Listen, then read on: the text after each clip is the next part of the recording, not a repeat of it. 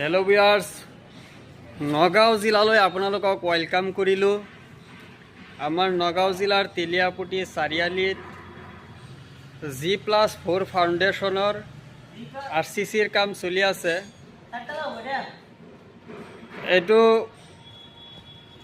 তলৰ জালিটো আমি আজি বান্ধি আছোঁ। এটা পাত আমি খুঁটাকেইটা বহাই দিছোঁ।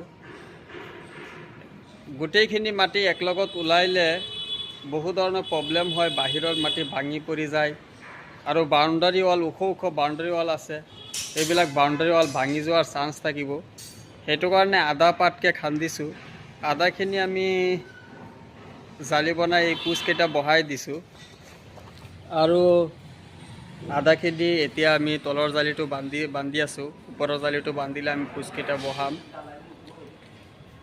যদি আপোনালোকে G+4, G+3, G+2 এনেকুৱা ঘৰ বনাব বিচাৰে, আমাৰ লগত কণ্টেক্ট কৰিব। আমি আপোনালোকক জনাই দিম ইয়াৰ সম্পূৰ্ণ কোৰ্চটো কিমান হয়, কিমান টকা খৰচা হয় বা আমাৰ মিস্ত্ৰী খৰচা কিমান হয়। আজিৰ ভিডিঅ'টো মই ইমানতেই শেষ কৰোঁ। জয় আই অসম।